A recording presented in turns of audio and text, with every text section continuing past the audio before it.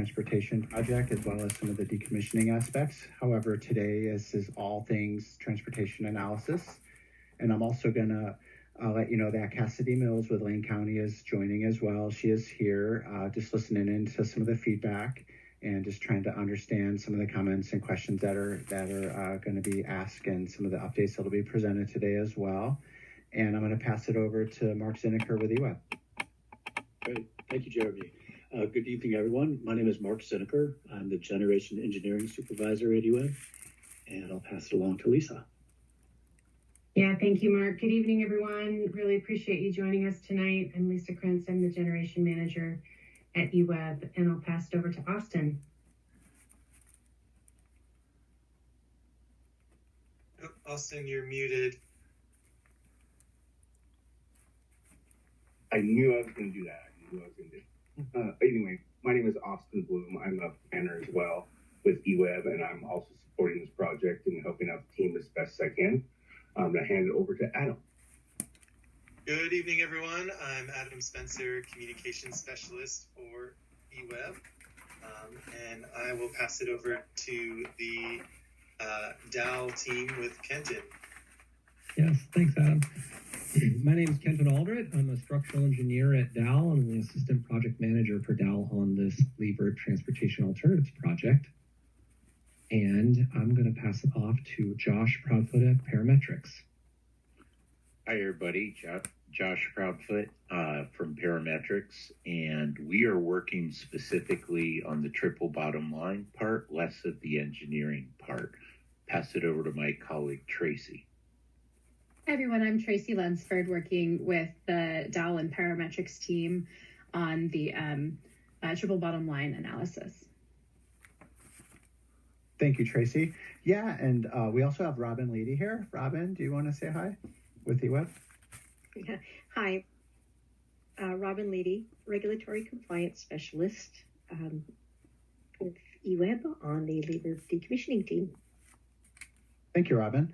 Yeah, so now that we got through the introductions, I just wanted to kind of just give a heads up on our overview and purpose as part of the agenda. We're going to discuss the options that we had. Some of them were summarized in the letter that went out to everyone. There's a couple of additions to that, which are basically where we marry a couple of options together. We're going to discuss our cost, and our costs are a wide range. They're following an AACE level 4, class 4 parameters, which are essentially a -30 to a plus 50% on the baseline. And the logic of that is it's a very preliminary analysis and design concepts. So there's going to be a wide cost range associated with that. We'll discuss our triple bottom line framework, and that'll be with our Parametrics team and some of the timeline, and we'll discuss additional opportunities for feedback, and then we'll open it up for some comments and questions. And before I pass it over to Dow, who is a multidisciplinary engineering firm, and they have a strong transportation and bridge structural engineering background and portfolio as well. And just some things, to let folks know, this information being presented today is very preliminary, and our primary goal of this virtual status update is to share what we currently have, and then we can start gathering feedback and questions.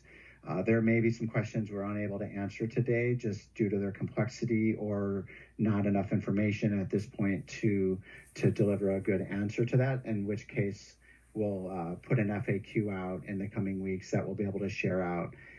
So this setting tonight is to start understanding what questions we get and some feedback. Also, no decision has been made on any of these alternatives or options that we're going to discuss today. We're basically just getting started understanding these options, and that's what this exercise is happening and is being performed for. And no decisions or agreements between Lane County and eWeb have been made to date. And a goal of this analysis is also to help bring our agencies together to help determine some next steps. Just a caveat, it's very early on in this process, and there's a lot of complexities that we still need to work through. And just wanted to kind of get some of that noted. And at the end, we will have some time to, take questions and answers. And if you notice in your top ribbon in the white above our photos or our video is a Q&A tab. So that's going to be the best way to provide commentary or any questions that you have through that function on that tab. So the chat tab is not functioning for this meeting. So just please use the Q&A tab for that. And I'm going to go ahead and turn this over for the technical aspect to Kenton with Parametrics. Thank you. Thanks, Jeremy. Hi again, my name is Kenton Aldred. I'm the structural engineer and assistant project manager for Dowell on the project. And I'm going to talk you through some parts of the agenda here. So removing the Leaburg Dam will impact the existing river crossing. eWeb is collaborating with Lane County to develop a suite of transportation alternatives to help facilitate the decision-making process for a long-term solution here. This includes a triple bottom line analysis, which is a tool that looks at the social, environmental, and economic attributes of the decision, which we'll get into later in this presentation. The alternatives that we're going to discuss today and the TBL framework have been developed by Dowell and Parametrics.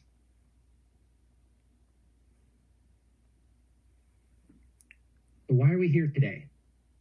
Two big goals for today. First is to explain the alternatives that are currently under evaluation. The second is to initiate the collection of feedback from the public, to begin this public feedback process. And incorporate what the project team hears into the triple bottom line analysis tool. So with that, I want to pass it off to Josh Proudfoot to explain a little bit more about our triple bottom line process. Hi, everybody. Josh again. So what is the triple bottom line process? It's really a way to make things more visible between the choices that we're looking at. It's often used when there are big decisions to be made and you want to see more than just what are the engineering or the cost aspects of it. So this process is the beginning of laying out the different choices for the different bridge types, and then identifying for each one of those choices for the bridge or the roadway paths, what does that choice mean for the local folks, the economy, and for the environment? And from this look, we go beyond what's legal or what's required or what's regulated, and we really get into how does this affect those three aspects. And so that can be good things or it could be bad things. It could be things that are fixable or it could be things that are unmovable.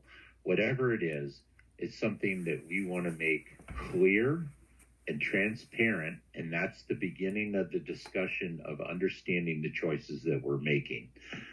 By providing this effort on these choices, it's an attempt to make it visible to you so your feedback is more targeted and more useful to know what is it that we already know as a consulting team and as the utility, and what is it that we need to hear from you. Next slide, please. Excellent. Thank you, Josh. We'll get back into some more TBL stuff in a few slides down. I would like to take the team through and the audience through what options are currently part of the alternatives analysis. There are 6 options listed here. 2 of them have a strike through them, option 2 and 4. I'll explain a little bit more of why, but those were evaluated early on in the project and have deemed to not continue on in the alternatives analysis due to cost and complexity, and which you'll see later as we dive into it. They're going to be talked about tonight, though, for reference only, to leave them out there still during this presentation. Okay, option 1 is to rehabilitate the existing bridge on the existing dam. Option 2 would have been to replace the existing bridge, the truss part, replace that part, and modify its foundation and substructure to support a new bridge on top. Option 3 is to create a new connection between Leaburg Dam Road and Lee Shore Drive and have residents use the Good Pasture Covered Bridge. Option 4, which is struck through here, was to connect Fish Hatchery Road all the way over to Deerhorn Road and use the Bridge Street Bridge, or Holden Creek Bridge, as it's sometimes referred to. Option 5 is to create a new bridge right next to the existing dam and be immediately downstream with a brand new bridge. Option 6 is to create a new bridge over the McKenzie River that's about a mile downstream of the dam and connects Fish Hatchery Road over to Highway 126. And like I said earlier, options 2 and 4 are no longer being considered due to social, economic, and environmental constraints.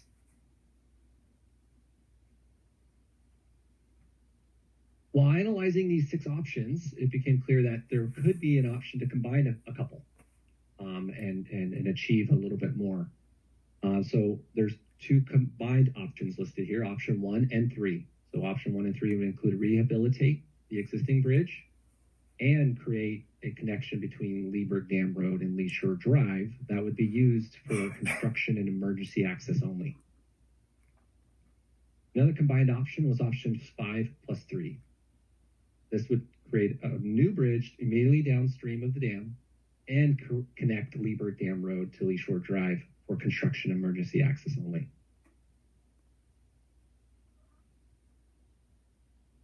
So next up, we want to share our preliminary costs for these 6 options and the combined options.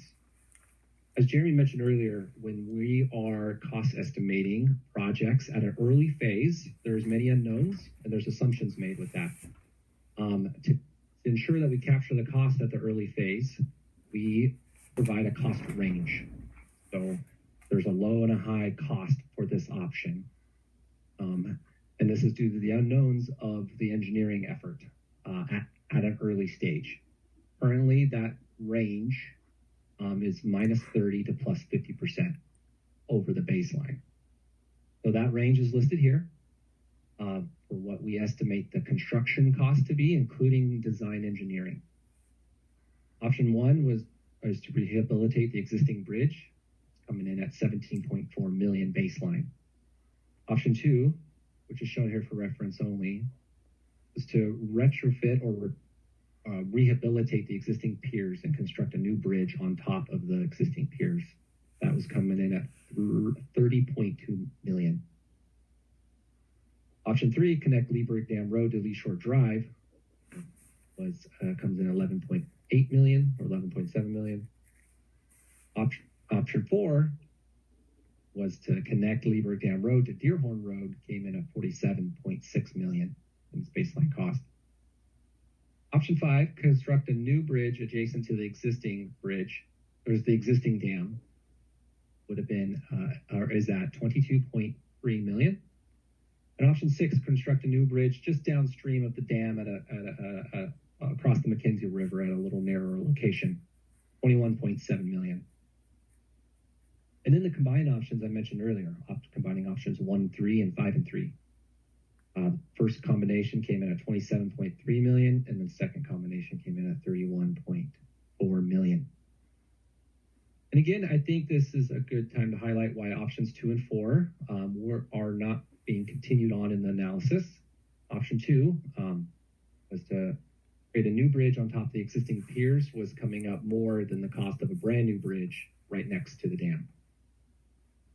And that's mainly due to the amount of effort needed to upgrade the existing dam piers to modern seismic and bridge code to handle a new bridge on top. And I also want to highlight the cost for option 4, which is not continued on in this analysis, at 47.6 million.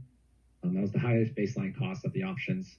And that's mainly due to the significant length to construct public use roads from Leaburg Dam Road all the way over to Deerhorn.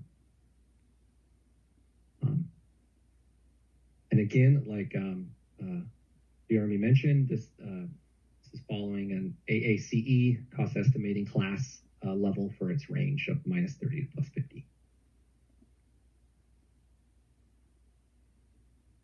Now that we've shared some costs, we have developed some graphics to help visualize each option. We're going to walk through the 6 options we have here, and their baseline costs are listed at the top of the slide. So for option 1 here at $17.4 million. Option 1 is to rehabilitate the existing bridge. So this is to strengthen and repair the existing truss that's there. Not to strengthen and repair its foundations very much, but to mainly get that truss strengthened and carry and extend its life. It includes some painting and a variety of maintenance items. Option 2, which is shown here for reference only, again, is to remove the trusses on top and put back new superstructure elements, new concrete bridge materials on top of the existing piers. Those existing piers would be rehabilitated and strengthened and retrofitted for earthquakes and modern vehicle loads. Option 3 shown here is to connect Leaburg Dam Road to Lee Shore Drive. This option develops a new roadway around this bend here and includes a retaining wall and some significant rock excavation to get around there. It also requires a new bridge at Honey Creek in the left part of this graphic. You'll see that.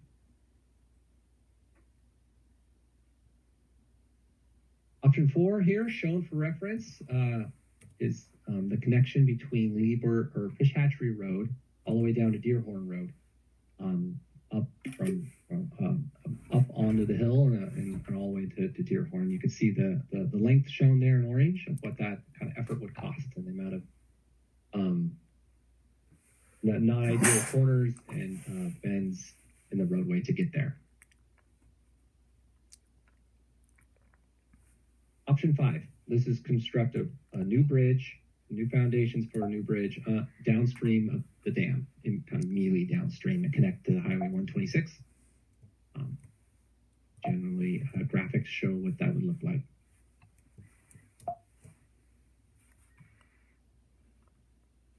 Option 6 is to also construct a new bridge over the Mackenzie River, but about 1.5 miles downstream of the dam, where there is a little narrower spot on the river to cross, and that would get you over to Highway 126, across a portion of the canal that exists today where there is a bridge, and that bridge may or may not have to be replaced or repaired to do that.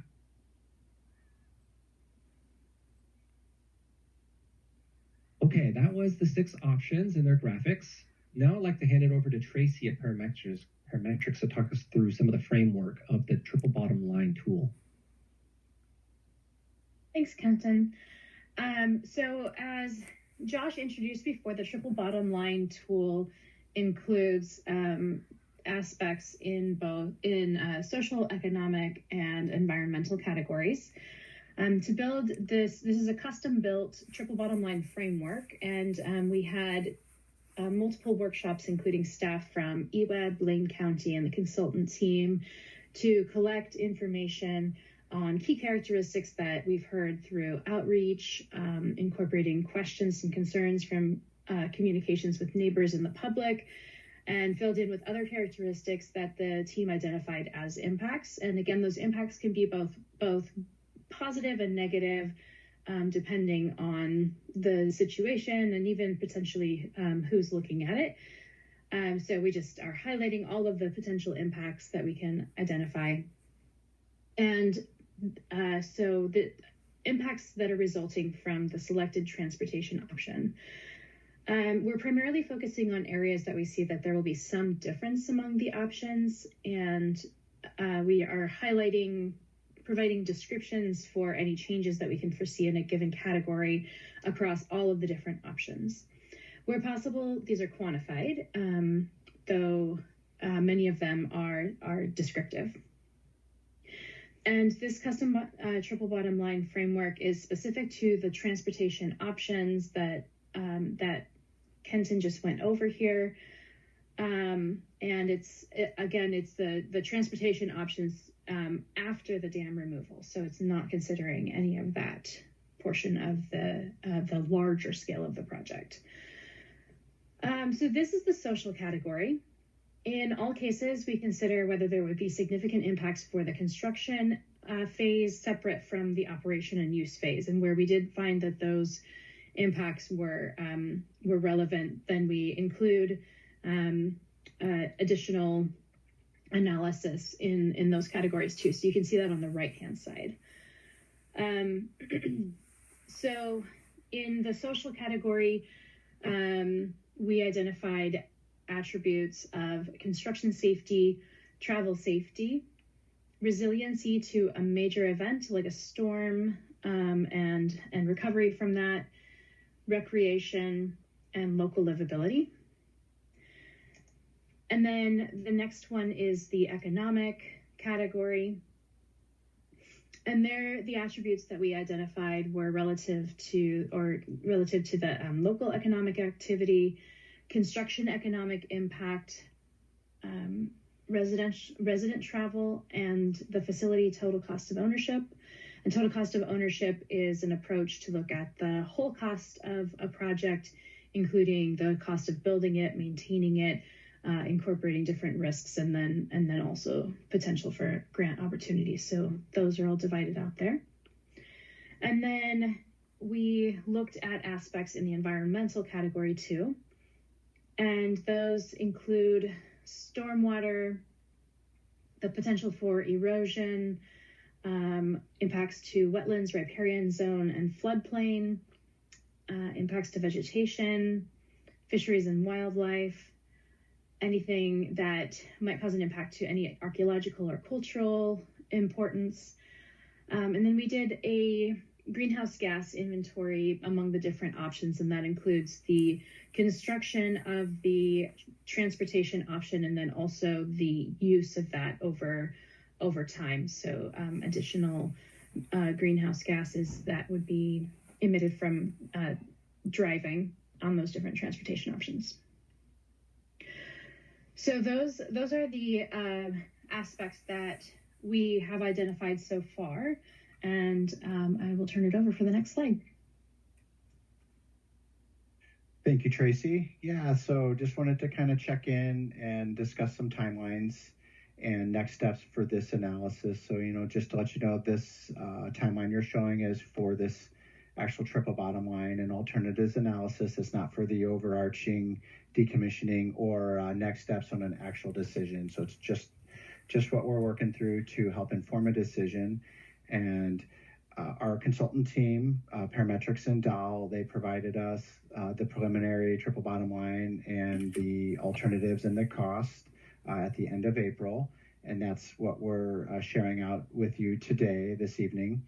And also we have our meeting that's happening right now is, an opportunity for you to see, what we're working on and where we're at in the process, so you can start providing feedback. And there's another opportunity for some of you on this call, maybe joining us at our Upriver Board event on May 15th at the Walterville Grange. So looking forward to seeing many of you there, and we'll be able to have some conversations about these alternatives. And one reason we wanted to try to get this information out ahead of time was so we could have some more fruitful conversations, and we're not trying to inform you on May 15th. You have some of that information so you can come prepared to ask us some questions at that event as well. We're going to have an Upriver listening session in person at Lloyd Knox Park on June 14th. Similar location near the pavilion there next to the lake that we did some of the outreach events during this Leaburg decommissioning strategic evaluation. And again, that'll be June 14th from 10 a.m. to 3 p.m. If all possible, we'll obviously take feedback as late as we can before a draft, the next iteration is prepared, but we would like to get some closure to feedback and any questions by July 25th if possible, so we can get that information rendered into our final TBL document that we expect to put out in the fall. So just after the summer's over and mid to late September is our goal to produce this document and share it out publicly as well. So, if you can, it'd be great to get as much of your feedback and questions to us before July is over would be great. So next slide, please.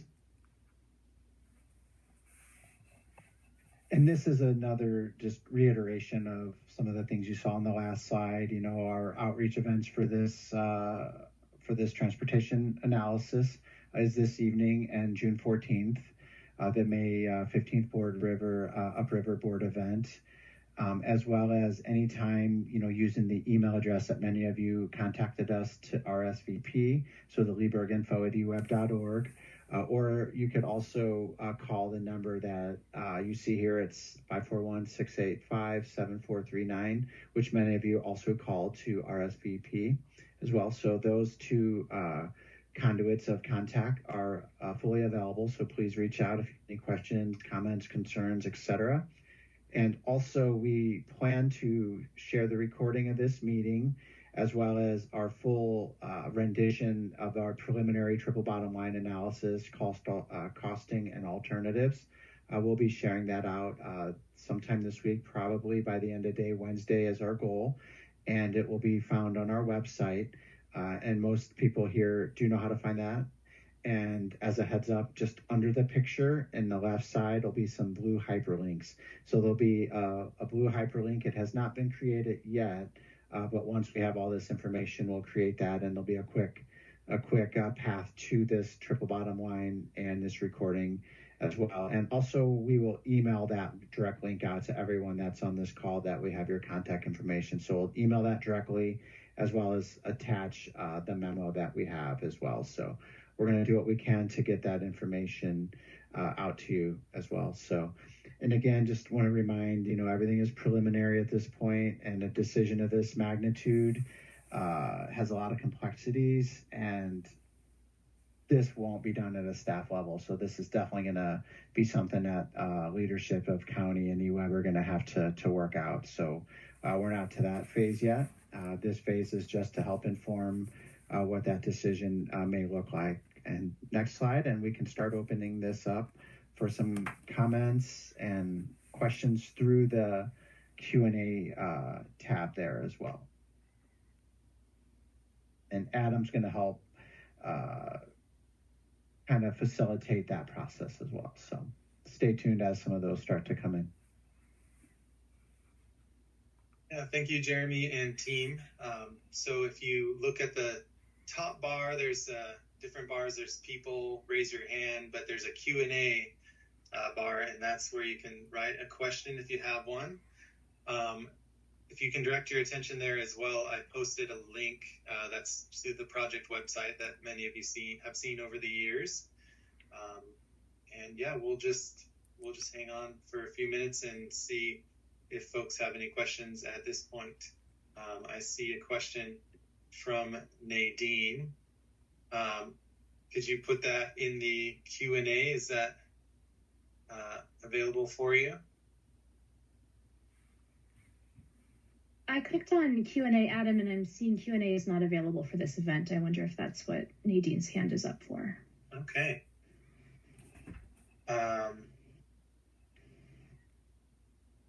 Any permissions? Okay, well, we're getting questions in there. Well, if that's the case, then I guess we can... Maybe it's because I'm a moderator, so just thought I would help out. Me too. I'm seeing the same thing. Yeah, okay. Well, my apologies then. So yeah, we'll bring on a question from Nadine. You should be able to unmute your mic.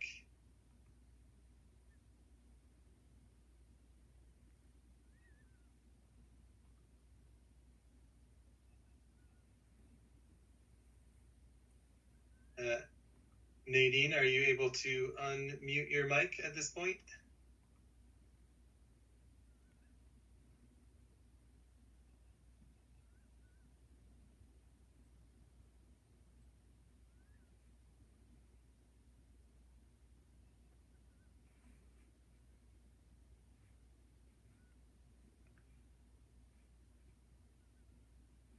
Maybe we could turn on the chat, see if that works. That's what I was wondering. I just checked the Q&A status and typed in test. I don't know if it's going to come to you or not. I sent it.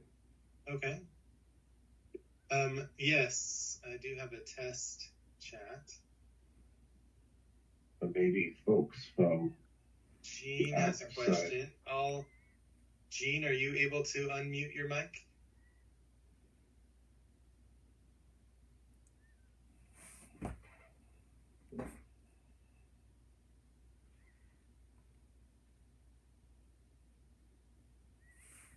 Oh, it looks like Nadine has unmuted. Nadine, are you able to?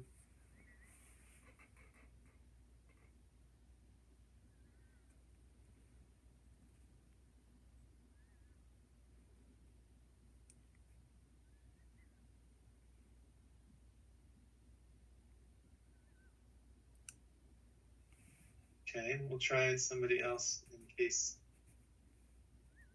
Steve, are you able to unmute? Looks like I can. Okay, great. What is your question, Steve? So when you covered the triple bottom line, the list, the bullet points in the various categories, it looked like the evaluation tended to focus on during construction. Are we going to be able to look at the long-term impacts to the neighborhood and to the area? Is that something that feedback that we'll give later? Can you just maybe give a little more clarity on that? Yeah, thank you, Steve. And looks like Kenton has gone back to the TBL, one of those slides. So Josh or Tracy, would you like to answer that question? Sure. Yeah, Steve, you can see here that there's under each one of these aspects, there's a sub aspect of during construction and then operating phase. Operating phase is the long life of the transportation option, the roadway or the bridge that is built. So the operating phase would be those impacts that you're asking about. Okay, so I get you. Okay, I'm sorry. Thank you. No problem. Thanks, Steve. And I want to add a clarifier too. So when we do publish, the full package of information, what you're seeing on this screen here and what you'll see in the memo is a bit of a consolidated version. We will be sharing out a bit more detail on our triple bottom line framework as well. So just wanted to let folks know that.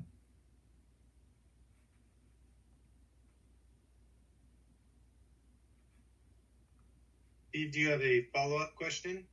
Yeah, again, I guess it has to do with the triple bottom line and the evaluation and looking at the numbers that you presented by, the options that have been developed so far. So I guess the question would be, the EWEB was facing, a situation with the dam and rehabilitation, and there was, whatever X amount of dollars that were going to take to do that.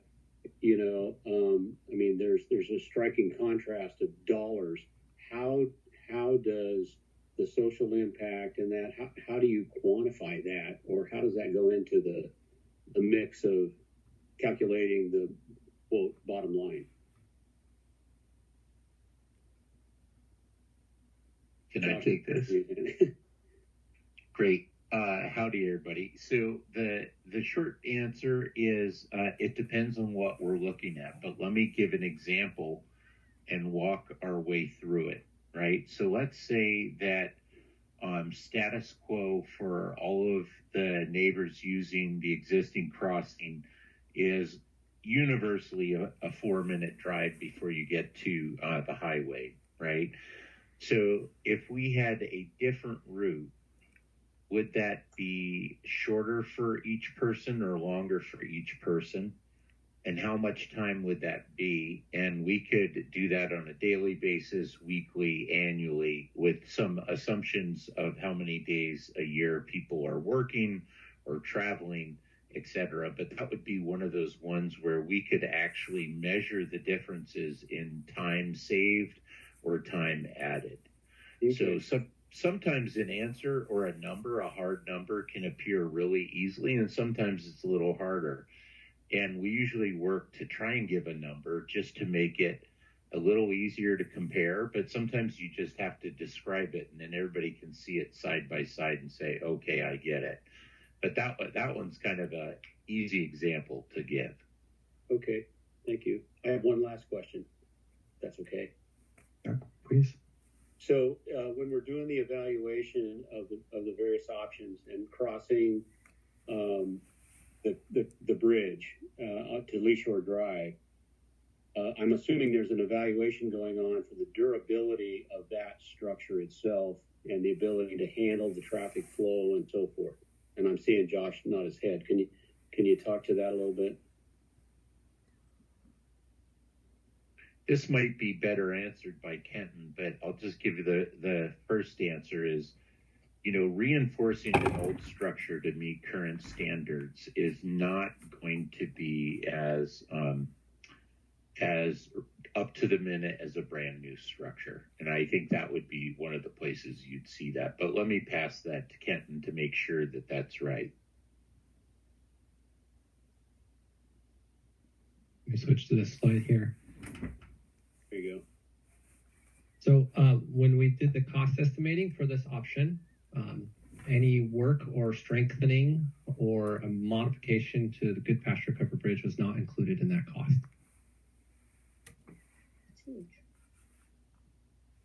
So as this develops, is that in the plan then?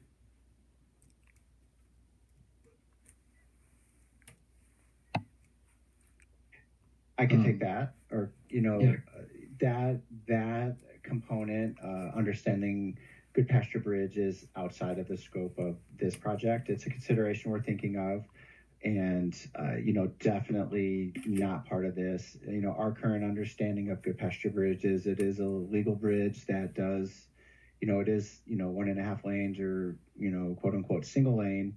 But it does allow legal loads and is currently functioning as a legally unposted bridge. So that's basically our current baseline and understanding of Good Pasture Bridge.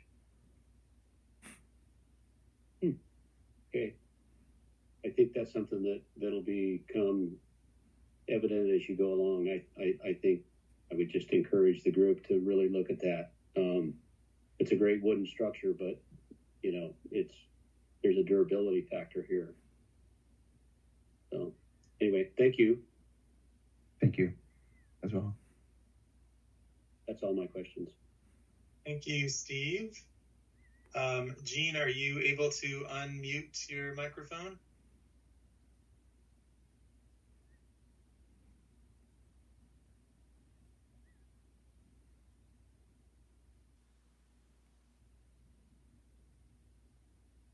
All right. Question. Jake, are you able to unmute your microphone?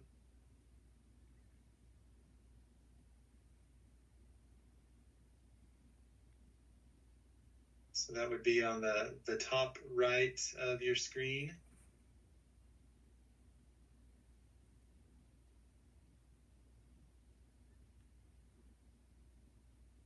All right. Let's see. Dana, your mic is allowed. Are you able to unmute? Oh, Jake, I'm hearing you now. Are you? Yes. Okay. Thanks, Adam. I kind of a follow-up question from the gentleman that was just talking about option number 3. I think some of the concerns are the Good Pasture Bridge for a number of us that live down on Lee Shore Drive and Leaburg Dam Road is the increased loading that and traffic that will be coming at the intersection of Highway 126 and Good Pasture Bridge. Does this include a new turn lane onto the Good Pasture Bridge? Does it also include restoration or replacement of the existing water system that is running right down the middle of Lee Shore Drive? Those are concerns for us. And then also socially, the impacts of now bringing all these people down to the park and running them across the bridge and down Lee Shore, down Leaburg Dam Road into the park, and will that actually be a park? So there's a number of questions socially and the logistics of the hazards at 126 and Good Pasture Bridge, and has the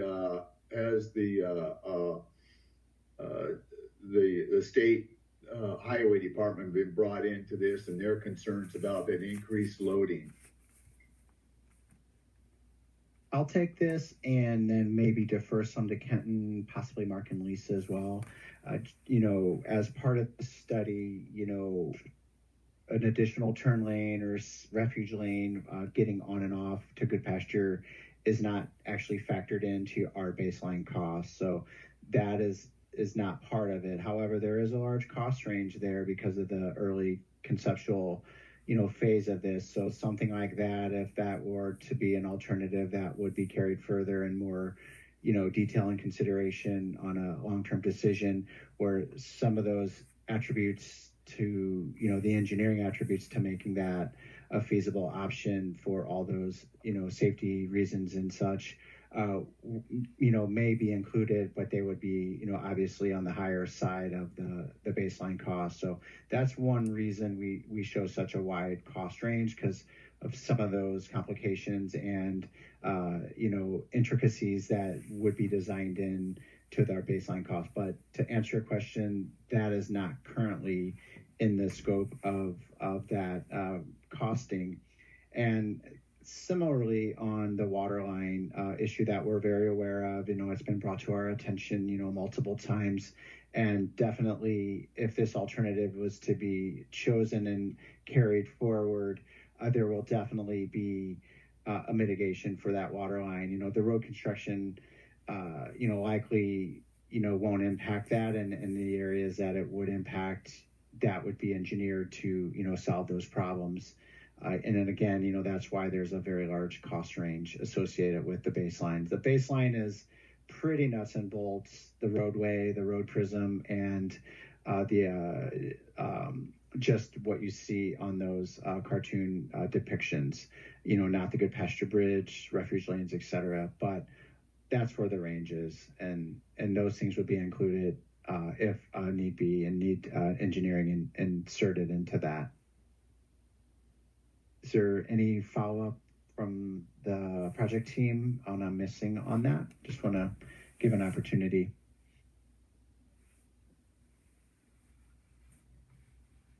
Hearing none, I think we can move on to the next question, Adam. Well, you haven't quite finished the social impacts of the park, and then I guess also taking away property ownership of the current owners of property that you're going to have to run that road through. How do you plan to approach that? Well, we're still quite early on, and I guess we don't really have a good answer here tonight for that, but we can get together an FAQ to help understand some of that. That we're still very early on the social side of things in regards to recreation, which are going to be tied to the decommissioning. We don't know exactly how that's going to look yet. We're just going into that, planning for that. We don't know exactly how that's going to look in the long term, but it's generally been EWEB's position that we do not want to be, into recreation in the long term, as those are components of our operating license with the FERC.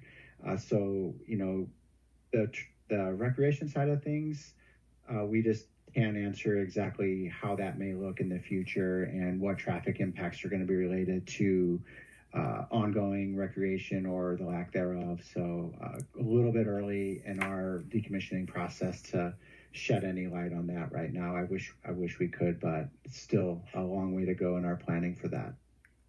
Yeah, thanks, Jeremy, for highlighting the uncertainty on that one. And given that uncertainty, we will plan to look at it from kind of two bookends. Will the park remain, and what would the impacts be if it did? And then the other possibility being discontinuation of the recreational opportunity there, in which case you have different potential impacts and advantages and disadvantages. So given that uncertainty, we'll just have to look at it from both directions and factor that uncertainty into the decision-making process.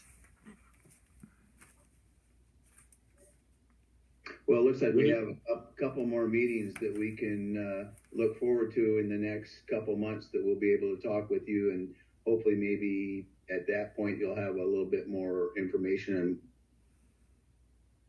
Yeah, really good impact issues you've identified, Jake, as well as Steve Kilgore. Those are exactly the types of inputs we're looking for at this stage of the game, is making sure we've got those types of potential impacts on our radar. Okay, well, thank you. Thank you. Thanks, Jake. We did have an anonymous Q&A go through. How will the feedback be collected and analyzed? So I guess that would be for the parametrics team. I guess, obviously we're kind of gathering some feedback here, taking notes on what folks are saying. What are some of those next steps for how we'll get all these comments and bring them in and start measuring and comparing them for each alternative? I think all of the outreach for community feedback will come through eWeb and the meetings and the events and the forums that have already been described. But depending on what we get, we'll react to that differently. And that will be our cue for, did we forget to look at something? Or where we did look at it, are we seeing everything that we need? And that's where we really want to hear very clearly from you, your experience, what you see, what you think we ought to be looking at. And then we're going to just try and lay those side by side for each one of those alternatives. So, for example, that wooden bridge one that was brought up, that kind of thing we're thinking about. But whatever's on your mind, please bring to us, and then we'll try and lay out what that is side by side for each alternative. But a lot of the local quality control has to come from you folks through these kind of engagement moments.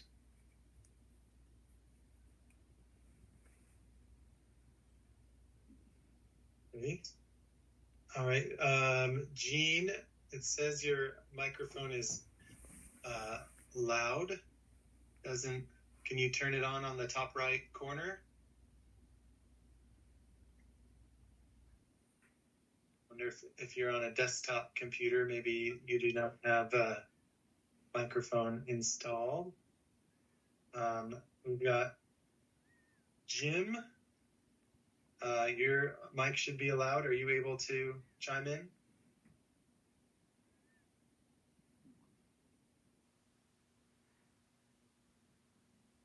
Okay, how about Rec? Are you able to unmute yourself?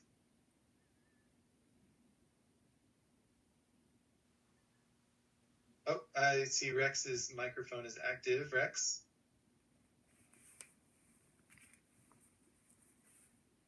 I can't hear you.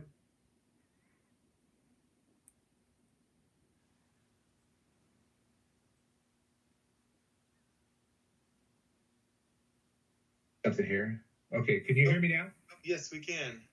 Okay, I'm a resident on Lee Shore, and currently, besides the water line issue that goes under our street, that road itself, Lee Shore, was never constructed as a heavy traffic road.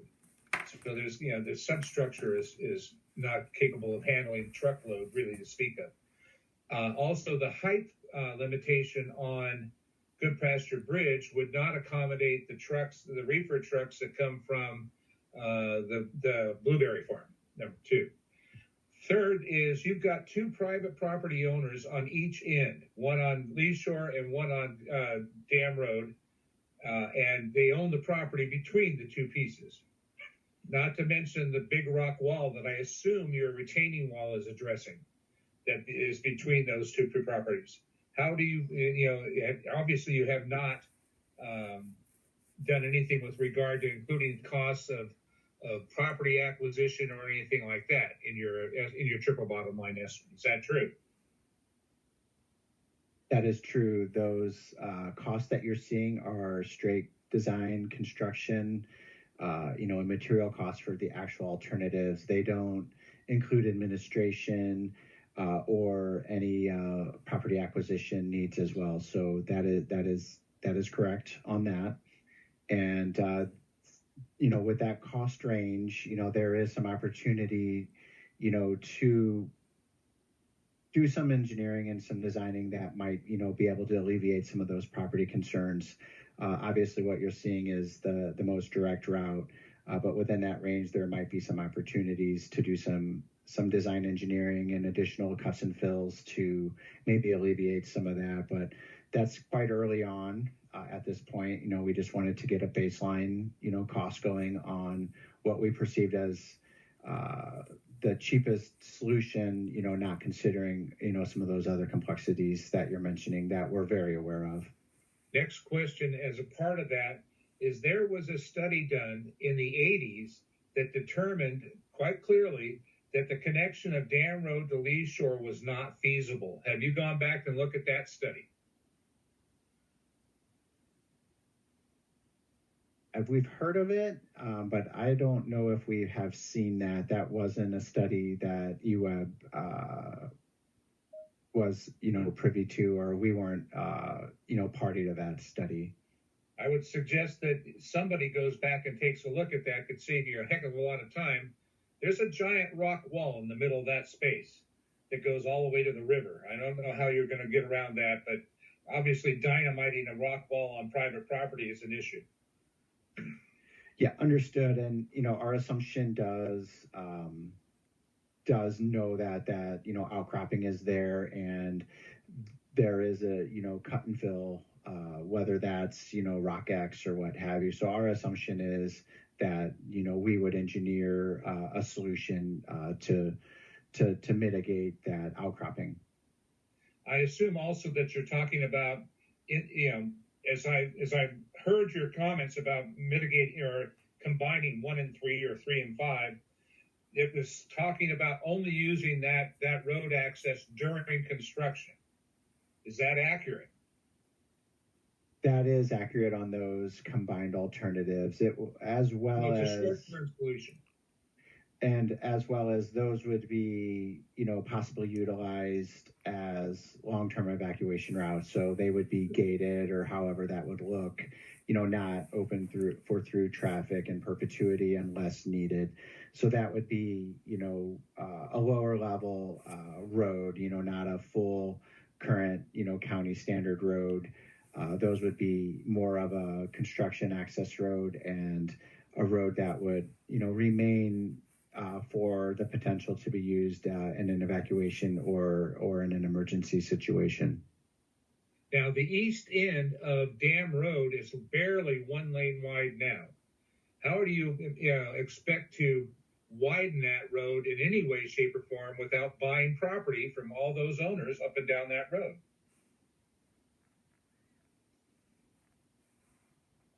Well, again, there's some assumptions that if that alternative is chosen, that some acquisitions would be needed. However, I would like to, mention it would be based on, and very early on, just to let you know, on our assumptions and our understanding, but it would be based on the road criteria for a low-level road. So we're not exactly sure what widths would be needed. It would be based on some traffic studies that we're currently undergoing as we speak. There's going to be another round of traffic counts, and then we will, look to the county code to understand exactly what that road would look like based on, its current use as well as future, assumed use, going forward.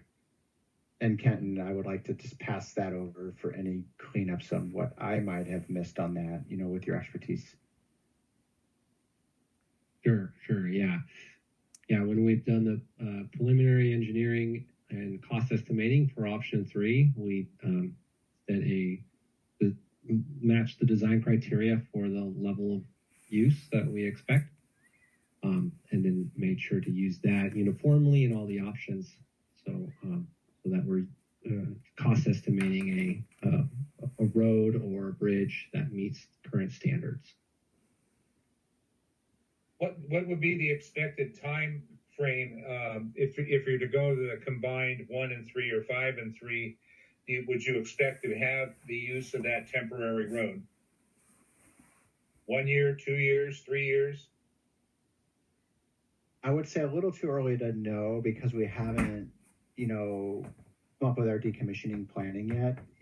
We haven't got to that point to understand our construction sequencing and scheduling for that. So, our current understanding would be up to 2 construction seasons, but that could change based on, some our planning effort that we haven't really dove into yet. Thank you. Thank you, Rex. So everyone who has their hand up has microphone privileges. So if you're able to unmute yourself as others have, you can ask your question. Otherwise, we'll hold on a little bit and wait for folks to see if we can figure that out. You see on the top of your screen, you'll have all the buttons, including leave the meeting at the far right, and your microphone is up there and your camera. And then if you go over to the left a little bit, you'll have a Q&A tab, and that's where we had one anonymous question come in. Yeah, I think the Q&A tab is working now. If people want to give that a shot, if they can't get their microphone to work, try going into that Q&A tab and type it in. Yeah, it wasn't working at first, but it seems to be working now. Yeah, otherwise everyone who has their hand up, sorry that this is not working. We had Q&A working in our practice meeting, but this is all to say that we're going to be continuing to be available. As always, you can message us at any time with a question, and any of these questions that don't go answered here, we'll make sure to track you folks down and answer the questions and share what some of those questions were. Since folks are having a hard time with technology, maybe we pull up that screen again that has the link and the phone number and the email address, because I'd hate for these people with their hands up to not be able to ask their question. Yeah, that's one slide back. Great. And Adam, if you can I know some new hands just popped up as well. I see Mr. Weeks and Jim as well. Maybe you can see if they're able to, get through using their mic. Oh, well, I can see Mr. Weeks now. I allowed your camera. Are you able to unmute your mic as well? No. And unfortunately, I'm not a great lip reader. Yeah, we can see you. And I'm sorry that I don't know what's going on with the mic.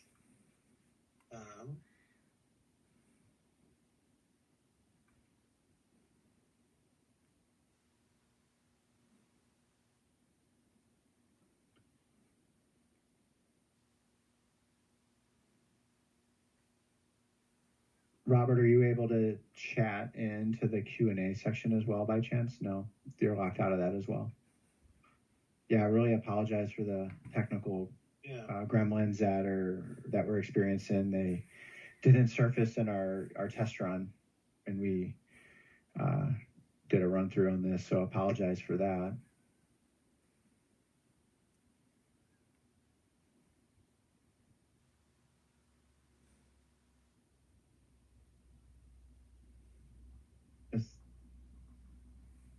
And in the absence of being able to solve this technical challenge that we're unfortunately experiencing, please just, directly email us or, call us, tomorrow anytime or moving forward. But this leaburginfo@uweb.org is a good email that the project team does see and we monitor. And so that's definitely a great way to reach out with some direct questions as well. And as well as, you can save them for the next outreach event, but we would definitely want to hear from you before then as well. So, and also at that phone number.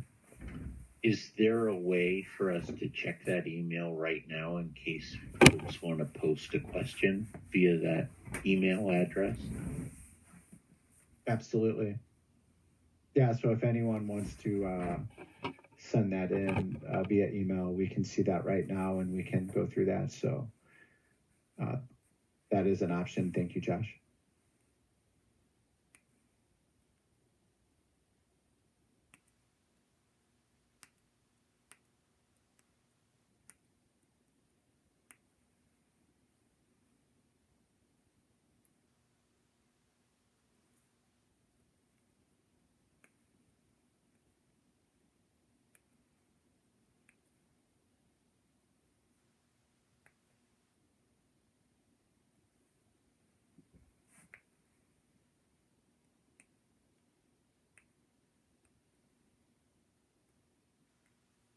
And a new Ron Utley. Your mic should be allowed if you're able to unmute yourself.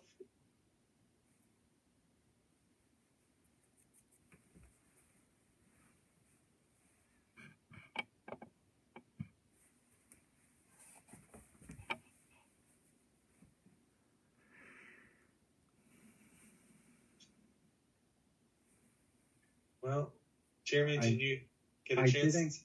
I didn't see any new emails come in for sure. I'm keeping an eye on that. And again, we really apologize. This was an unforeseen technical glitch that it's kind of caught us by surprise this evening. I did get an email, and let's see. It basically says mic's not working. We cannot unmute. So maybe if there's just another double check on, wholesale unmuting or however that might be.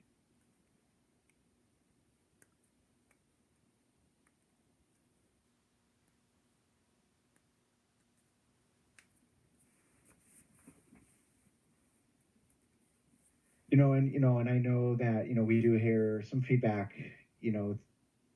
since the decommissioning was started on this transportation stuff. We know it's definitely a very important issue for everyone that's impacted, that we reached out to directly. And, we definitely, do hear your concerns. We, want to let you know, we do hope to hear from you as well.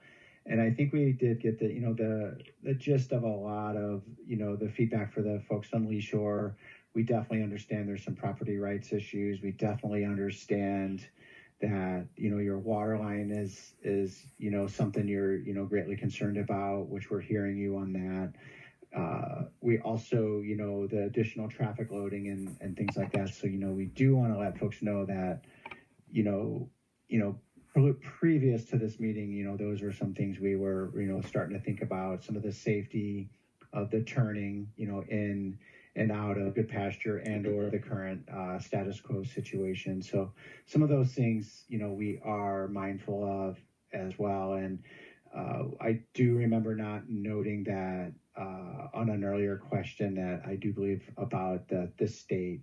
As a heads up, we have been passing this information and keeping the state updated to our process as well.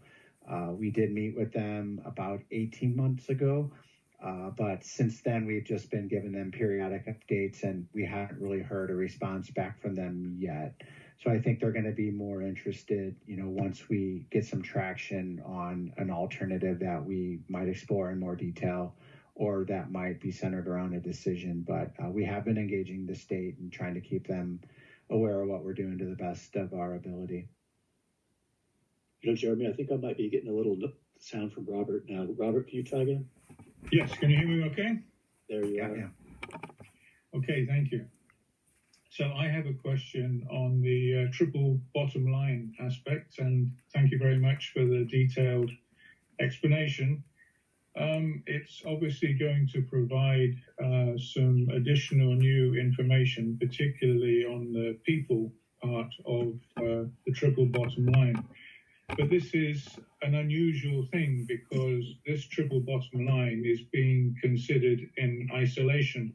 So it's somewhat like looking at a car, taking one wheel off and considering the car without that wheel, and then someone else does the study on that wheel later.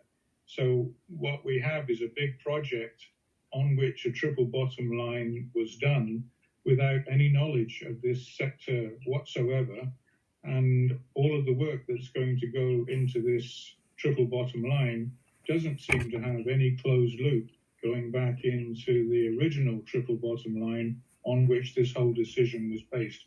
How's that going to be addressed?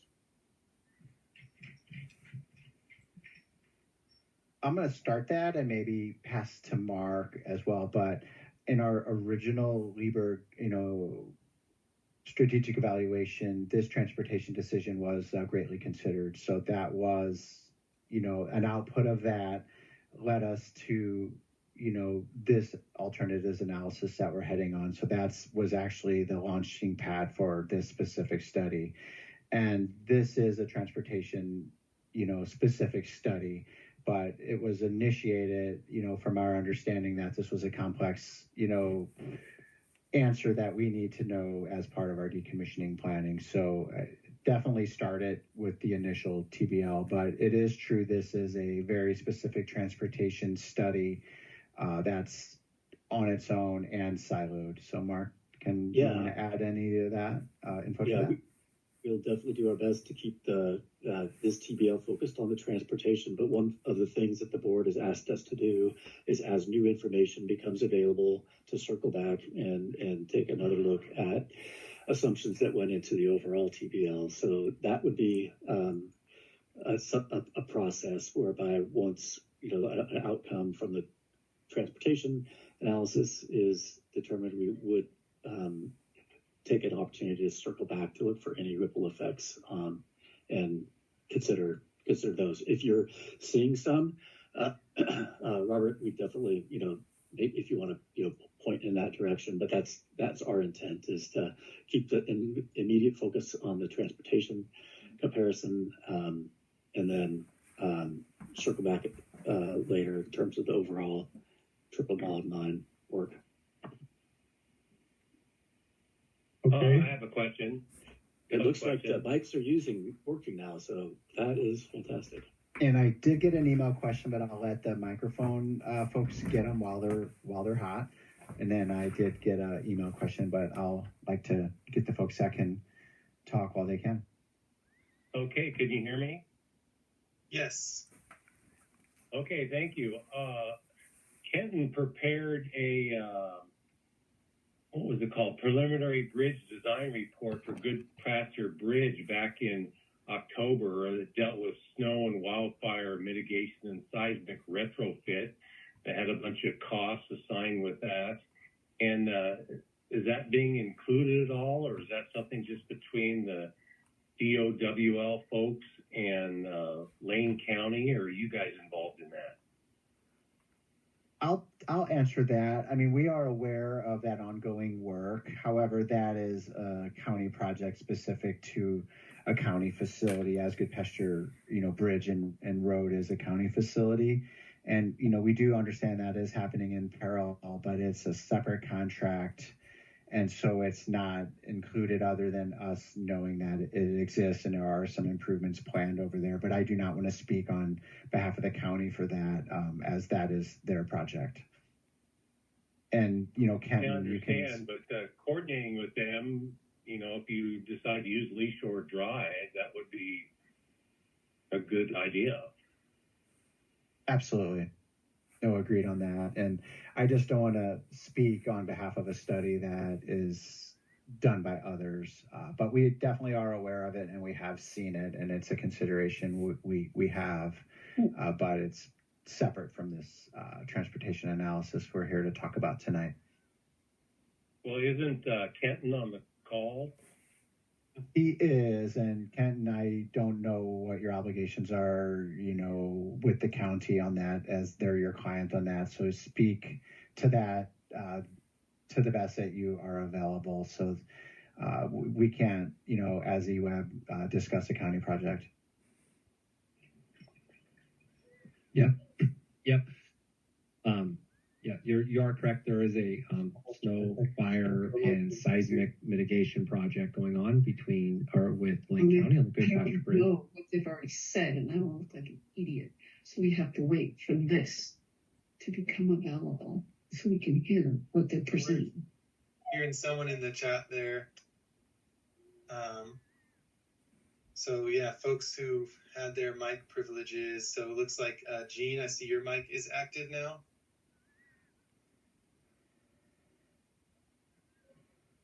Gene Jones, are you able to ask your question?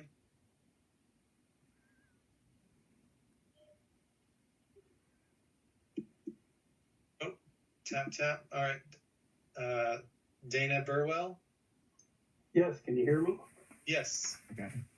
I just sent you an email too, but in listening to all this, I can tell you I've lived here a long time, and the Evans Bridge, a mile downstream, would have to be rebuilt, and you'd have to buy quite a bit of property to access it. I don't think that's a good idea, but right below the current bridge is you got good footings on both sides of bedrock, and you own the property. That would be the ideal place if you had to build a bridge and you're going to take out the canal to do it. And I would forget about the Lee Shore thing, because it's going to create so many problems. You're going to run into a lot of extra expense and money. You have to widen the road on Leaburg Dam Road because it's only 12 feet wide when it gets to the end of it. And then Jim Evans from Whitewater Ranch, which he's a co-farmer with me with blueberries. He can't get his pickers across that bridge on a semi because it's too low. And his semi trucks are pushing the limits to get across there. That bridge is listed with weight limits too, also, in case your engineers didn't realize that. Kenton, I'm going to pass that posting question over to you on Good Pasture as well. And maybe, before we move on, you can maybe just finish up what you were saying on your current study or what you're able to share about that. Sure. Yeah, thanks. I didn't want to interrupt someone. So, yes, the Good Pasture Covered Bridge is currently posted for 44 tons, which is 4 tons over the current for legal trucks. Legal trucks are 40 tons, so it's actually posted a little higher than legal, which helps cover some of the special use trucks that are special permit trucks, single trip or multiple trip trucks. So it can take a little bit more than legal and get into some of the permits, but not all of the permit trucks. So it is a very strong covered bridge, more stronger than most covered bridges that I've gotten to work on.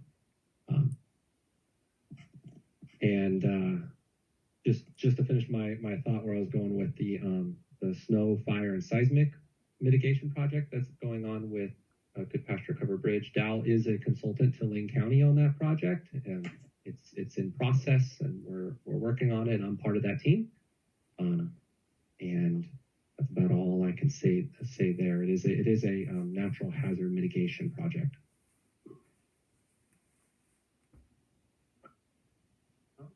I was hearing Ron Utley tapping his mic. Yes. Maybe. Ron, do you have your question? Yes. Can you hear me? Yes. Oh, good.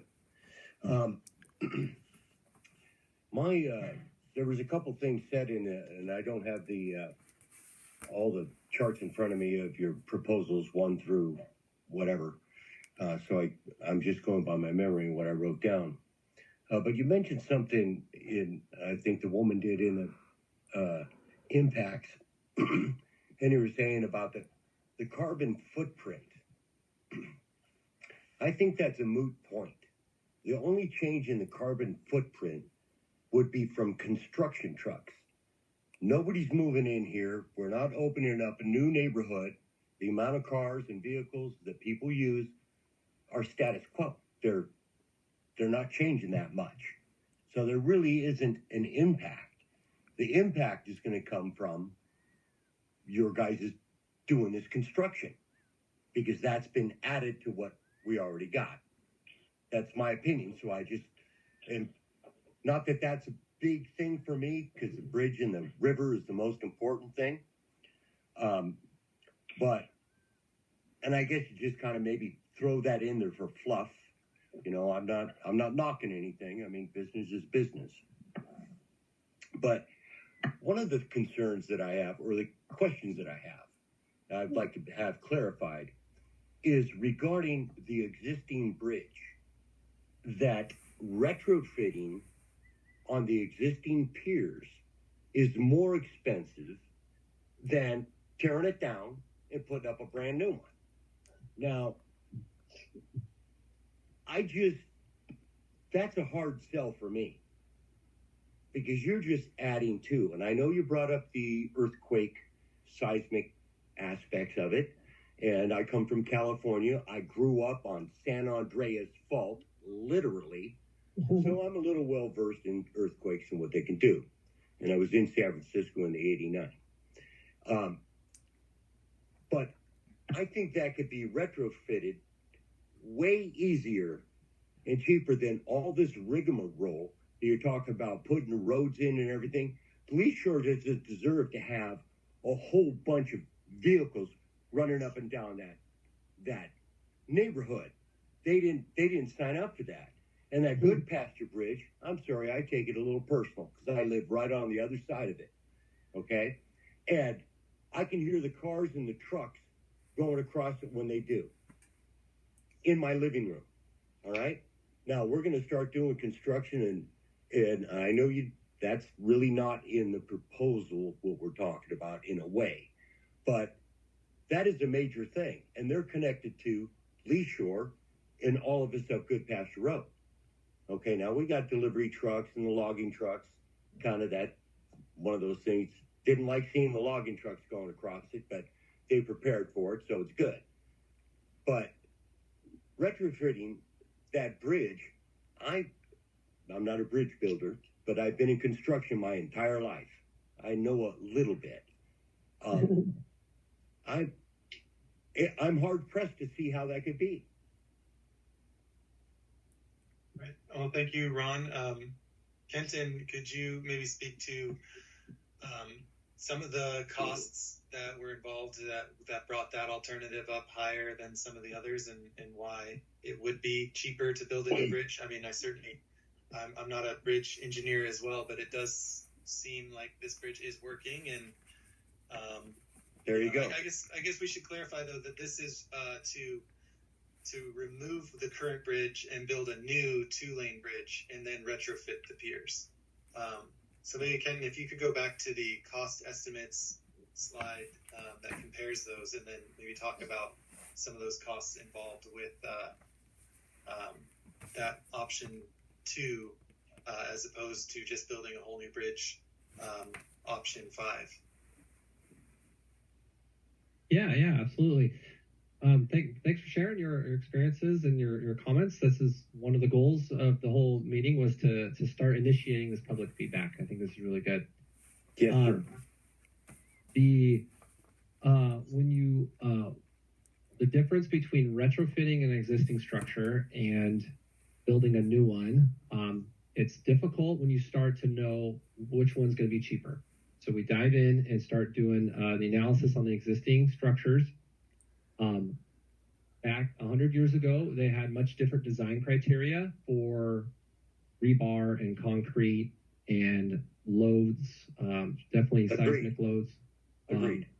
And they didn't, materials were very valuable back then when they built them, and labor wasn't. So labor was more affordable. So they would spend as much effort as they could to limit the amount of material in the structure. They would get as little rebar as they possibly could, because it was so expensive. So there's no redundancy or extra strength sitting around in the existing structure to lean on when we then try to check it for larger trucks and larger earthquakes and larger loads of today. They purposefully didn't leave any extra strength there for that because materials were so thin and expensive.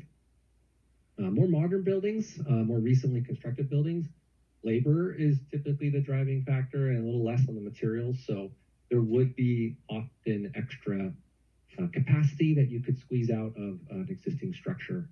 That wasn't the case on 100-year-old structures. That's much more difficult. So there's that aspect, and then there's just the getting access to key spots in the structure are more difficult because there's an existing structure in the way.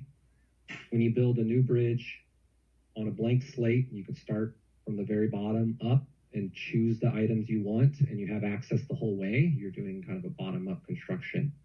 You can get much more efficient in your design and your construction than you can kind of coming in surgically and modifying an existing structure to meet new criteria. So that tends to drive up the cost. And we do see this a lot in bridge retrofit industry, where we attempt to design a retrofit for a structure. Turns out that replacement is the better alternative. I thank you very much. I get that. In my line of work, it was you never wanted to go in behind somebody else, and you didn't want to go fix a Mickey Mouse scenario. I understand. Yeah. Now, and I totally agree. Start from fresh slate. You can do what you want right perfectly. But what traffic are you building this bridge for? I mean, this isn't going to be people passing each other in either direction on a regular all-day basis. Okay, just seismic upgrade, which they do that on all kinds of buildings. I came from San Francisco. All of them got it. Some are better than others, that's for sure. But you can only do the best you can with what you're working with. Now, it got it back to that carbon footprint in a way. There's not that much more traffic than what's existing. And you're talking about big trucks and stuff. Well, what is more than what is now? You know, do you plan on having, triple trailers go across that bridge? I don't think so. So I guess kind of my point is, it doesn't have to be overkill. If you want to make it 2 lanes wide, okay. Isn't really needed. It would be nice. Agreed with that. But it doesn't have to carry much more weight than what it does now. But you bring up the seismic aspect, which is important. I don't know when the last big earthquake hit here, but they're unpredictable. So you don't know about it. Be smart, plan ahead. So seismic upgrading of that bridge and make it a little wider can't be that much of a science project. I mean, the Army Corps, well, I'm not going to even go there, but I don't see that you need to tear that down and build a brand new one.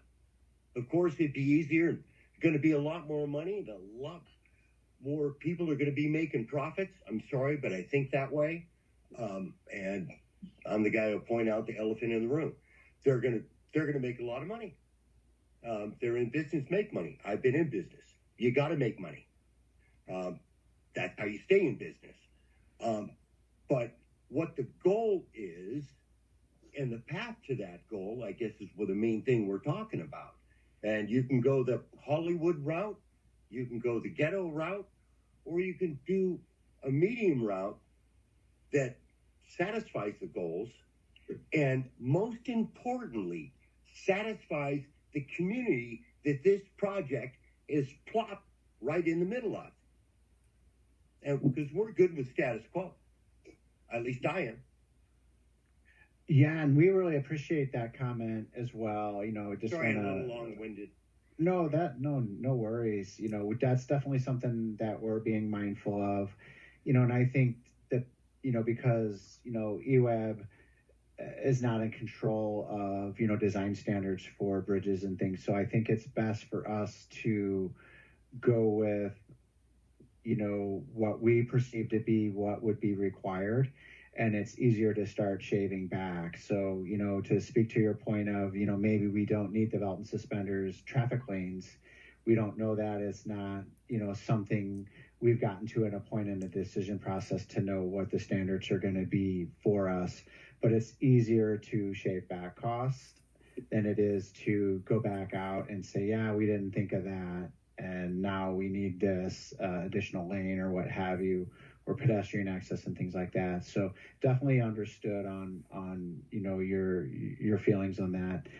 But it's easier to, have a bigger baseline as well. And definitely we did look very close at trying to retrofit those existing piers. And it just does come out with the uncertainty of what the conditions are there and the construction sequencing and the cofferdaming that are needed to manage those piers and bring those up to a current standard does come with a tremendous cost. So that's one reason it's not carried forward. However, as you see the status quo, alternative one there is still something that's on our list to consider. So that is something we would like to continue understanding in more detail and trying to present a more refined costing on that, etc. And I wanted to highlight a question we did get on email, and it says, what plans have been considered for the park property if EWEB plans to not take responsibility? And concerns that the facility and grounds and maintenance, etc. So yeah, I did touch on that earlier. That's definitely EWEB's current understanding, and the direction from EWEB leadership and the board is, that, our mission is providing cheap and affordable electricity and water, and transportation and recreation are not, part of EWEB's mission as a utility. And so that's our current understanding. Just want to let folks know that, we're going to be looking at how that's going to look and potential partnerships, et cetera. We don't know how that's going to look very early, but that's our current understanding, and our current direction is to limit long-term obligations and maintenance costs that, impact all of EWEB's ratepayers. We know you're the most impacted upriver, but there's also a large constituency in town that we have to be mindful of cost as well. And just to wrap up another point on that carbon footprint question, is it going to stay a park? Are they selling it? Our mic is on, supposed to work. Oh yeah. Well, that's a good follow-up question there. Yeah, I heard the question from Joseph Goodpasture. Yeah, we are. That's something to be determined. Is basically what Jeremy said. So they may sell the park. Can I chime in here real quick, Adam?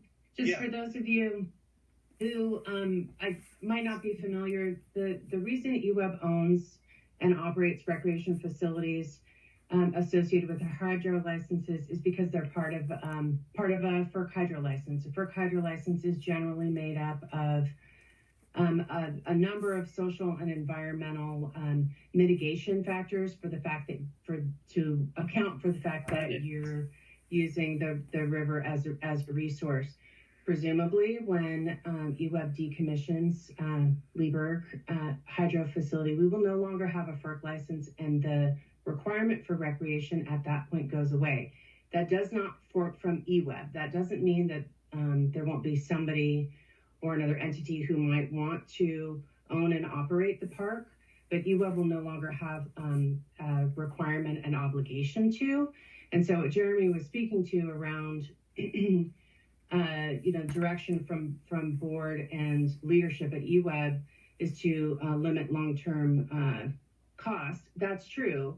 We do operate the recreation facilities as part of our license. Once we remove the license, then it doesn't keeping the recreation doesn't tie directly to our mission to provide affordable and reliable water and electricity. But recognize that that's a hot button issue for folks, and I know a lot of folks love and use the park, but it's going to take a while for us to figure out what actually is the disposition of that park after the project is decommissioned. So we will do our best to we'll continue to think about that. It will be included as we're going through our decommissioning planning, and it's not directly related to traffic, but it's quasi-related to traffic when you consider how many vehicles, folks might be expecting to go along any of these alternative routes that we're sharing with you this evening. So just all that to just give you a little bit of background, and there will be more to come on the recreation. I just wanted to provide some context. Thank you, Lisa. And Adam, I think you were going to close the loop a little bit on the carbon footprint and our understanding that it truly is the construction phase is one of the primary greenhouse effects. Certainly one of the largest impacts. Just to help Ron with clarification, there would also be a carbon footprint impact to how folks' routes out from Leaburg Dam Road changes. So if it's that option that sends you up Lee Shore Drive and then down the highway, that adds some commute time and also some extra greenhouse gas emissions as you drive around that way. Or the long option down to Deerhorn would have more implied going up a hill and down a hill and around. So, but certainly I think the construction impact would be the biggest cost of that. Jean, are you able to, I see your mic is active. Can you ask your question? And we just have 4 people with their hands up, and we'll take these questions and then move to email since we're at time here. So Jean, unfortunately, we won't get to hear from you today. So Mr. Weeks, are you able to ask another question? Yes. Can you hear me okay? Yes. Fantastic. Okay, so triple bottom line question again. And that is to do with the people part of the triple bottom line. Can you tell us a little bit about how you're going to reach out to the community? I'm assuming you're going to. Is there a communications plan that you have in mind? How's that going to be addressed? Yeah, thank you. I can take that one as that's primarily my responsibility. So, we have sent letters at the outset of this process in September, direct mail letters, as well as in April to the most impacted addresses. So those who live on Leaburg Dam Road, Lee Shore Drive, Deerhorn up to Bridge Street, some on Holden Creek, those who would be affected most by the traffic pattern changes. After this meeting, we'll post this recording as well as the memo that has some more information about each of these alternatives. And we'll share that out on our Leaburg Updates newsletter and all of those subscribers. And we'll be talking to folks on May 15th at the Walterville Community Center for our McKenzie Valley Customer Appreciation Dinner. And we're hosting a June 14th chat at Leaburg at Lloyd Knox Park, so folks can come and ask their questions there as well. And we'll just be disseminating all of this out as much as we can to those folks who have commented up to this point, as well as our Eugene customers to weigh in on costs and things like that. And we'll have our friends here at Parametrics help us collect and gather all of those comments and categorize them and begin to evaluate them. Okay, thanks, Adam. Yep, thank you. Rex, you have a follow-up question? Actually, yes, I have 2. First of all, you said that you've been communicating with the state of Oregon. My question is, what agencies in the state? Oregon Department of Transportation. Okay. And we had some correspondence related to the transportation with Oregon Marine Board, but relative to this study, ODOT. Okay, that's answered question number one.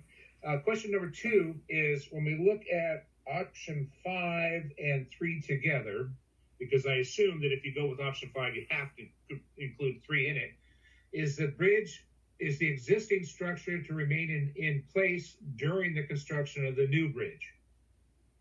Great question, Kenton. I'll pass that to you. Very good question. I have to think back to our estimates. It does. I want to say it does, right? Yes. Yeah. That's the most logical thing, I would imagine, which would mitigate the whole idea of going over Lee Shore, Dam Road to Lee Shore. Correct. And some of the consideration of the combined alternatives were for some concerns we've heard about evacuation, safety, things like that. So that's where some of that was folded into this consideration, as well as a way to help residents, navigate our construction. So if there's times where a bridge lane is down or you're unable to cross due to construction, whether it's a bridge that's being utilized to help work on a adjacent bridge or what have you.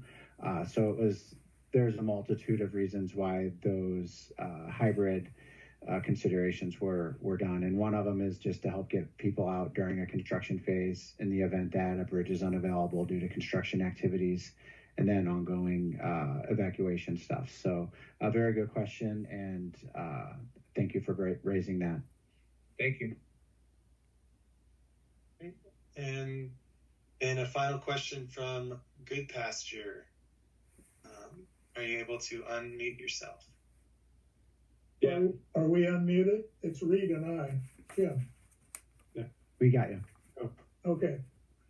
When will ODOT be brought into the situation of developing a transportation plan?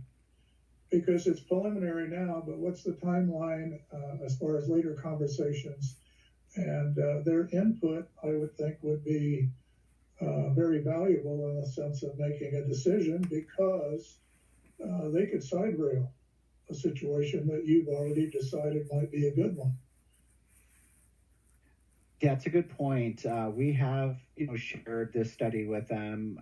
We haven't had a response from them recently on that, but we did, meet with them, had a Teams meeting, let them know of what's going on. They're very aware of it. Our understanding is they're silent at the moment because we haven't put forth an approach or an alternative yet. So I think, once we get to a point at some point when an approach or a decision is getting closer, I feel that is maybe when ODOT might decide to have an opinion. I know they're very busy over there, but we just haven't heard back from them. But they are aware of several of these options as well.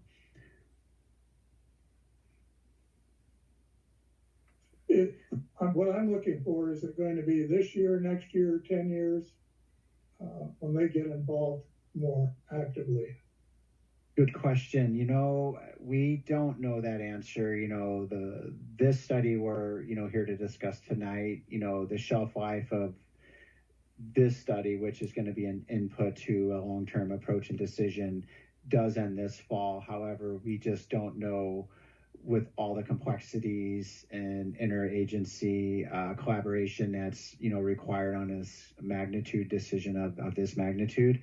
So I can't give you a timeline at this point on when ODOT would be in the fold, because I think a decision will have to be considered first on an actual alternative before ODOT will want to actually comment on that. And, Kent, you might be able to speak to, how the design process goes with ODOT, but generally they don't really want to get in the mix on hypotheticals. And once we have some things, in black and white that are able, for them to actually, comment on is when we would get their feedback. Is that correct from my understanding, Kenton? Yeah, I would agree. Yeah.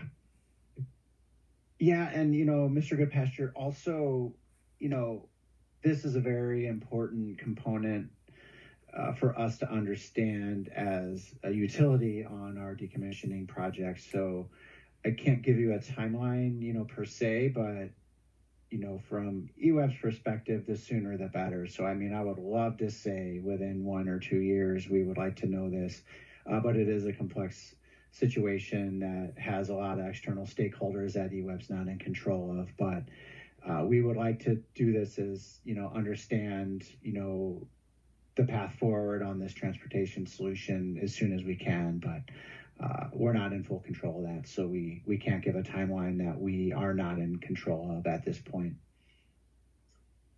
Okay, am I unmuted? Yep. You're still, yeah, we can still hear you. Need to be, excuse me? Yes, we can still hear you. Okay. In my mind, if you're talking about increased traffic on Goodpasture Bridge, you're talking about refuge lanes. I heard that come up. I know in the past that rock wall is a situation and has been avoided because of destabilizing the hillside above it. So in my mind, if you're neglecting to include ODOT in this conversation, you're probably missing a lot of input that could really complicate things.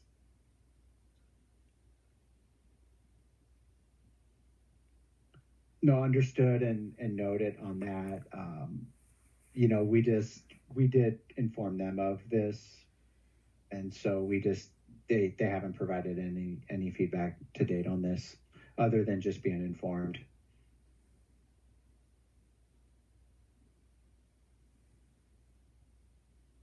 I have a question here. It's a little off topic, but I do want to address it. It came in. It's discussing, this was an email question, and I don't mind if, the project team, we can stay a few minutes late because we did have a technical glitch there. It took us a little while to get going, so do appreciate your patience on that. So, we're happy to stay, it seems like we have 1 or 2 more, but did get one on email. It's definitely not related to the transportation directly. It's more of a quasi periphery. It's mentioning, that there was a company that wanted to purchase the dam and canal as a whole, and that we didn't address that.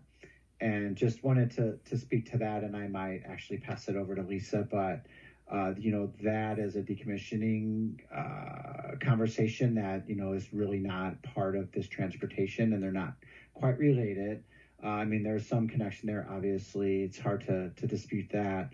But, we, want to just let you know that we did see that offer, letter that didn't come directly from the constituent or the entity that would be wanting to purchase this. So that was a letter we received secondhand.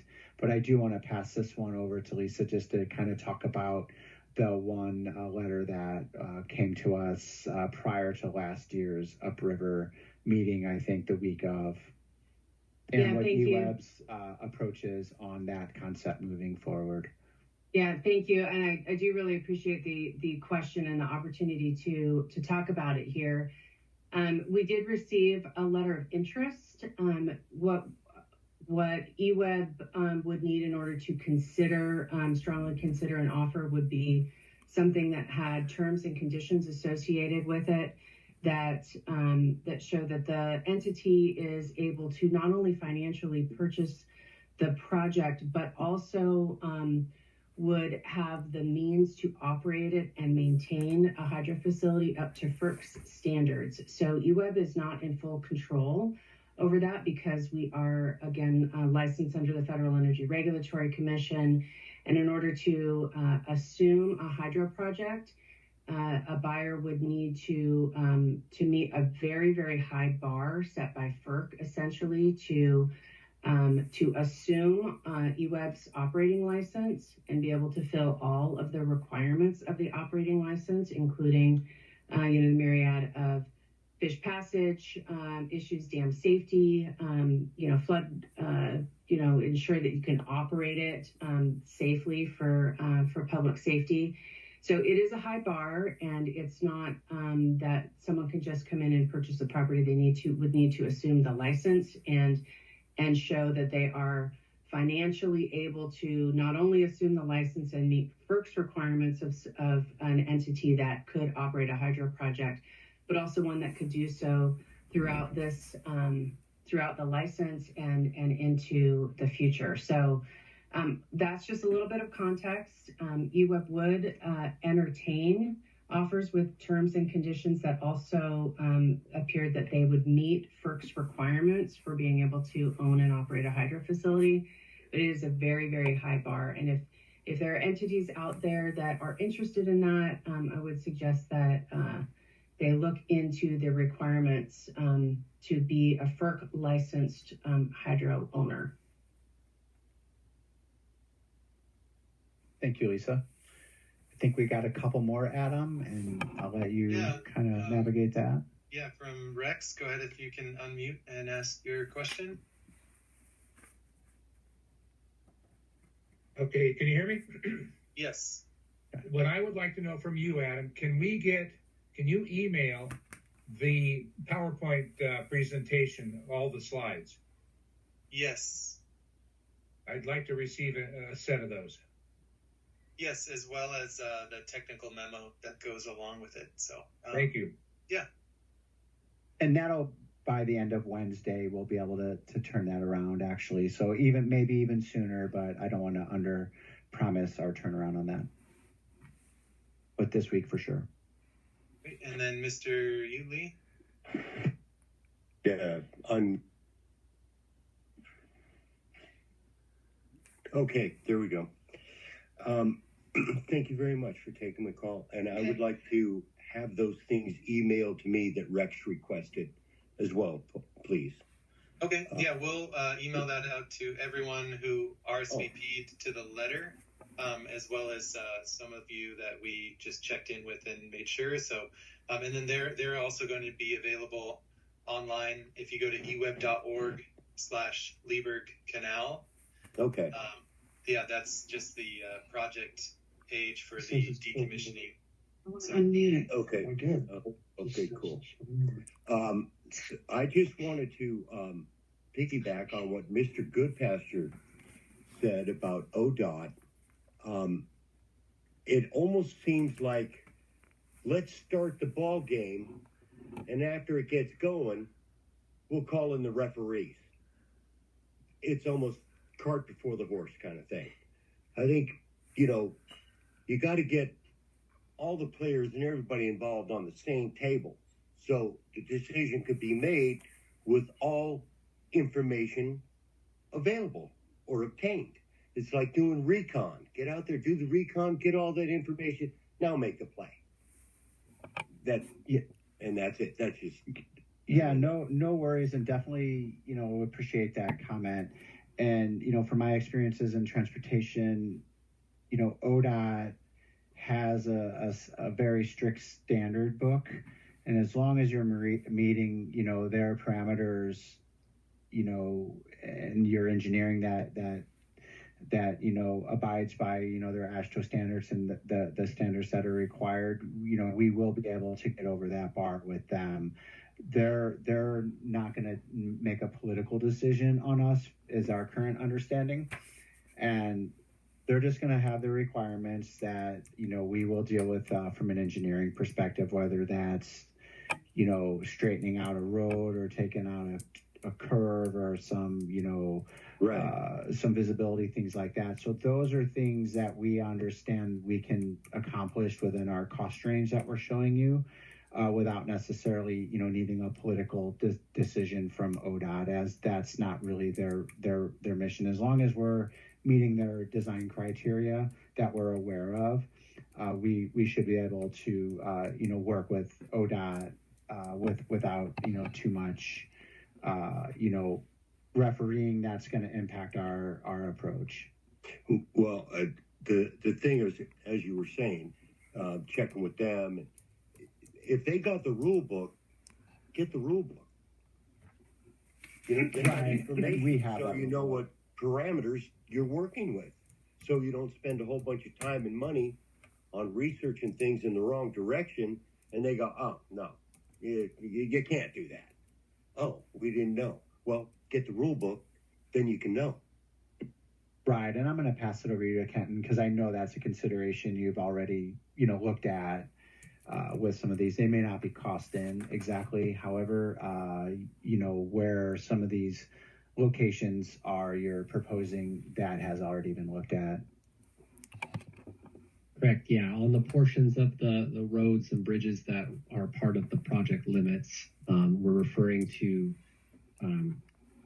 Lane County standards, and then up from there would be ODOT standards when it comes into play. Particularly for the seismic and the bridge design, that definitely is governed by Oregon Department of Transportation criteria on key parts of that. So that a truck can come down 126, and then go on to the bridge.